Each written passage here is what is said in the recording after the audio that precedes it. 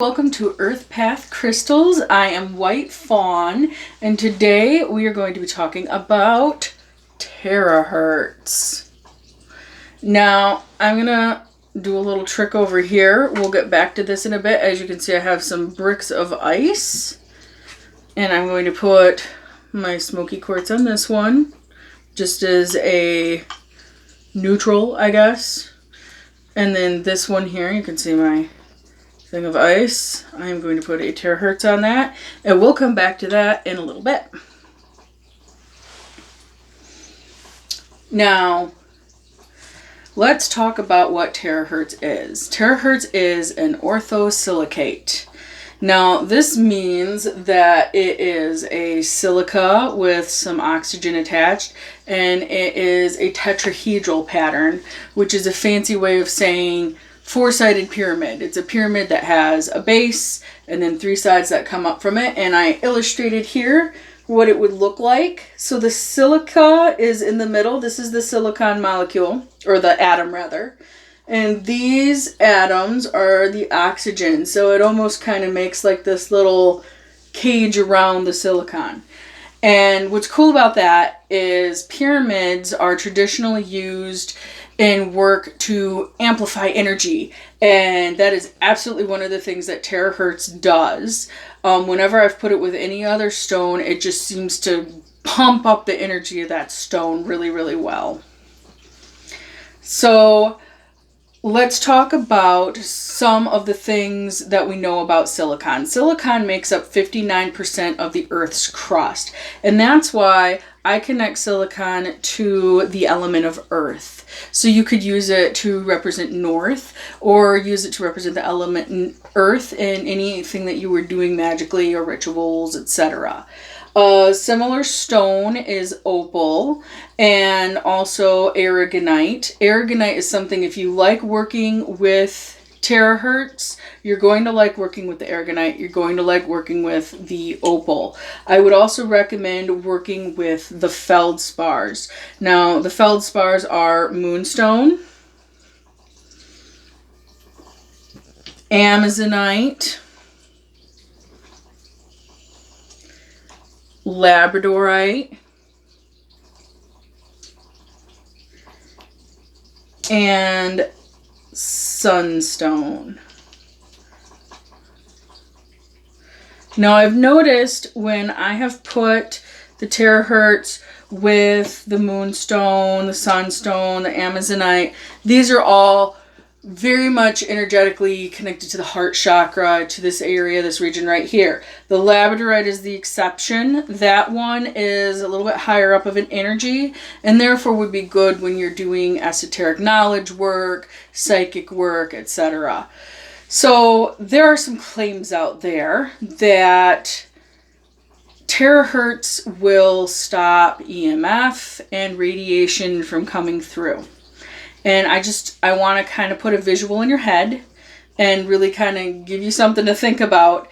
If you went into a dentist office and they were going to x-ray your teeth and they said, here you go, here's a rock, hold on to this, it's a chunk of lead, it'll protect you from the x-rays, I'm fairly certain you'd go and you'd find a different dentist, because that doesn't make any sense at all. So usually when they put that big veil over your body that's real heavy, that's a leaded thing, and it's covering all of you that they don't want the radiation to get to. So unless you're making a Faraday cage out of terahertz, it's not going to work for that, and I'm not even sure if it would work for that at all. So some of those claims out there, it's better to not always believe what you read, and always keep that in mind. Now, one of the cool things that terahertz does do is thermal regulation, and that's because it's a semiconductor. So when it comes to thermal energy, say your hands are cold, if you pick up a piece of terahertz, it'll pull that cold out of your hands. And I've personally experienced this, as well as putting it on your face. You can use it as a massage tool, and it will pull the heat out of your face because you have all these little capillaries in your face. Let me get back to the ice now too, just to show you kind of an illustrative look at the thermal conductivity. So this was the ice. Oh my crystal froze right in there. Look at that. So this was the ice with the quartz. So it's stuck in there. It didn't really melt away any of the ice. It's just kind of chilling on the top there. Now, if you come and look over at the Terahertz, you can actually see that there's this like blob of water that's formed around this. And look at, there's all this frost on the top. That's from it pulling all that cold right out of there. So unlike this one, we don't see like a blob coming down from the center, but there is definitely where it reformed the ice around it, and it has frost all over it. So it just pulled that cold right into that stone. And it's really neat stuff. If you take this and put it on an ice cube, you'll see that it will just instantly melt that ice cube. It's really, really cool. So what can we do with terahertz? What are its properties? Terahertz is a good stone for strength, for courage, resourcefulness. So this is about flexibility, creativity, and attaining goals. It reduces stress, and it is really great for the attaining goals part because it makes you think unconventionally. Now, one of the things that I mentioned in my past videos was that terahertz, along with opal, is good for programming. So how do you program a stone? You can put an intention in it. You can put it somewhere where it can pick up energy. You can place it with another stone. So say I wanted to program the stone to have a similar energy to the moonstone. I would just place them together, and I'd close my eyes, and I would visualize that I want this to pick up moonstone energy. So maybe my purpose for this is to create a energy that's more connected to the moon itself. So I would picture the moon and the moonstone, and I would picture that energy like a white light going into the terahertz. And then you just kind of release from it and forget about it. Just like with affirmations, you set the affirmation, you walk away. You don't fret about it, you don't worry about it. So why would you do that? Well, we can program stones for a few different reasons. We can do it to carry an energy with us. So we would take that, put it in our pocket, go about our day, maybe go to work, go to the store, wherever it is we want to take that energy with us. We can do it to program an intent. So maybe instead of programming it with a stone, I just took this and I wanted to program that, I would have a good doctor's visit. So I would visualize how that would look, what it would look like. And then I would have that intention to bring with me when I go to the doctor's office. You can use it as a gift. So you could program it with the energy of something in particular. Maybe you have some big, beautiful amethyst cathedral that has a great energy. So program it with that and then gift it to a friend, pass that energy to them. Maybe they're doing psychic work and that amethyst energy would be great for them. You can use it for distance work too, just carrying it on you and letting it pick up your own energy. Then you can mail it to or pass it to someone that you're doing magic work with, and it would give them a stronger bond to you. You could use it in a spell jar or witch's bottle, take that intention and put it in that jar or bottle. You can also do it to enhance the aspect that the stone has itself. So as I said, terahertz has a lot of connection to strength and courage. So if I focused on this and visualized courage and imagery of courage, it could help to program its own aspect that helps that. So if we're doing color magic, terahertz, as you can see, is a super shiny black stone. It looks very similar to a hematite. So color therapy, color magic, working with colors on a spiritual level, black is used to store and absorb esoteric secrets. And terahertz already lends itself to that. So that's a great reason for you to use it in that sense. So if you were going to have a altar that was specifically to help you study occult resources or, some type of, myth or something like that, you could have your terahertz on that. Also, because it's a metalloid, it's reflective, you could also use it to reflect negativity away. So put it in your windowsill and put the intention on it that there would be nothing harmful that could come into your home.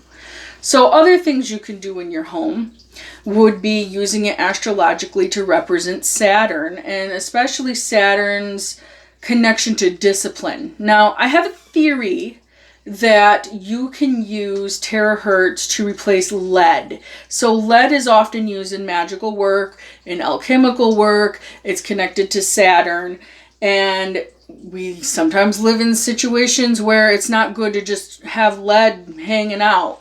So if you have pets or children or curious spouses, you could try and use this instead. And I would love to hear how that works for you, because like I said, it's a theory I have. I'm not 100%. I haven't played with it myself yet, but please let me know. Let me know how that works for you. You can also use it for journaling. So keep your terahertz by your journal if you're working on your shadow self or trauma work. And it would be really great for that. Or, as I said, with the altar, having an esoteric study table. So if you're sitting back watching, the New Age side of YouTube, or you're reading a book that's heavier, having that terahertz there would be a great idea. Let's move on to our chakra work. Now, terahertz is really cool. It's got a lot of meanings. I know I'm covering a lot of stuff, and it does a lot when it comes to chakras. So you can use terahertz with the sacral chakra. Now, let's talk about the chakras and the levels that they're at. So we talked about previously the thymus and how that's the gateway to the higher chakras. Well, the heart is that kind of middle transition, and then you have like the higher aspects of the self.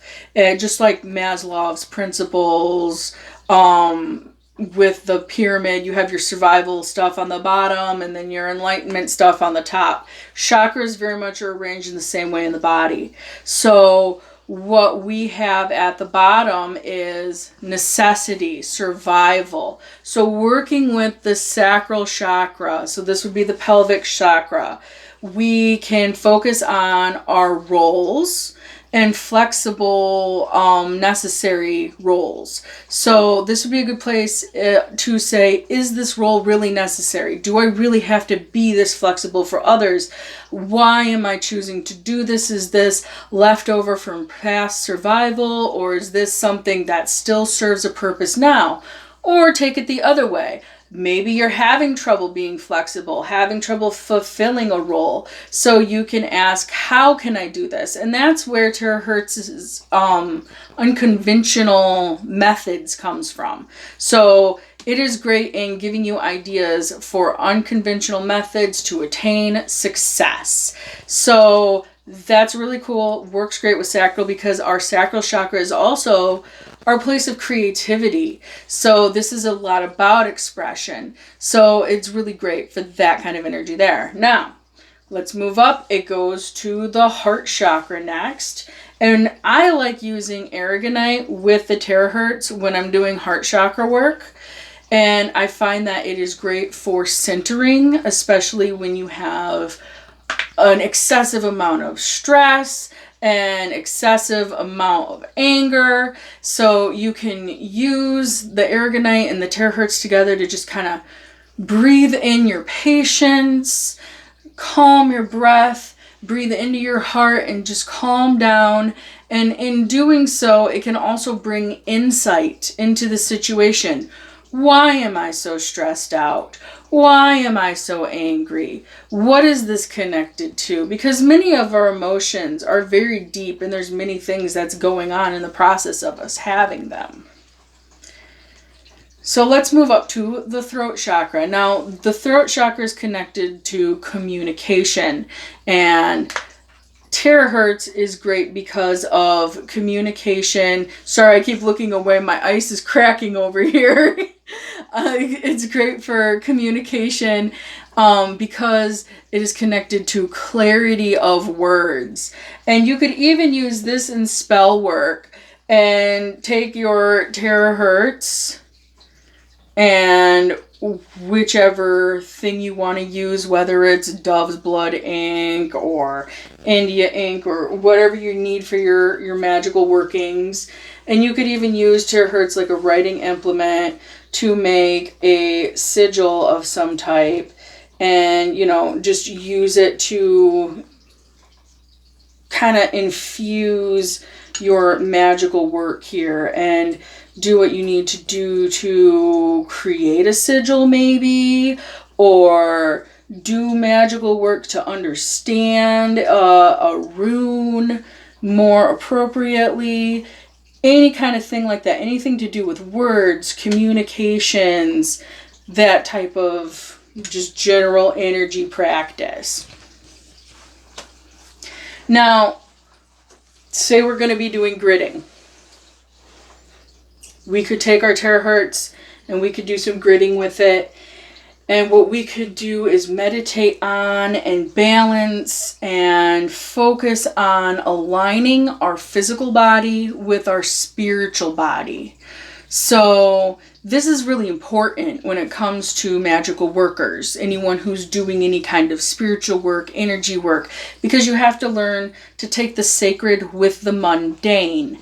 That's where the term hedge rider comes from. It's the idea of having a foot on either side of the hedge. So one foot in the world of the physical and the other foot in the world of the spiritual. So we always have to be grounded in our practice, but also grounded in our reality and what's happening in our lives. And that's very much connected to the tarot card, the Temperance, as well, and very much is the teaching of that. So we could look at Terahertz as a representation of temperance. We could learn more about Terahertz by meditating on temperance, and we could use it in our magical work to remind us that we are doing work on a spiritual plane, but also we're doing the mundane, we're doing the physical. Now, what I would recommend Terahertz for when it comes to a career is for foundry workers, military, gymnasts, school principals, and civil servants. And I know that's quite an extensive list. The reason why is because Terahertz is a powerful stone for strength, for flexibility, and also to fulfill obligations. And that's where some of those creative methods for attaining success comes into. So this was a lot that we covered. So let me give you your keywords. The keywords that I would like you to remember so you can kind of keep a good mnemonic going in your head is amplify, because it amplifies the energy of other stones. Relieve, it relieves the stress, it relieves the anger. Resourcefulness, we can tap into that information that's out in the esoteric field, that's out in the mysteries and the Akashic, and retrieve.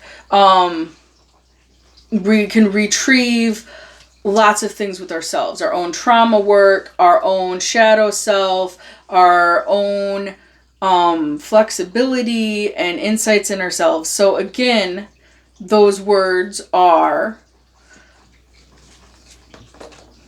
amplify, relieve, resourcefulness, retrieve. So how do we cleanse our terahertz?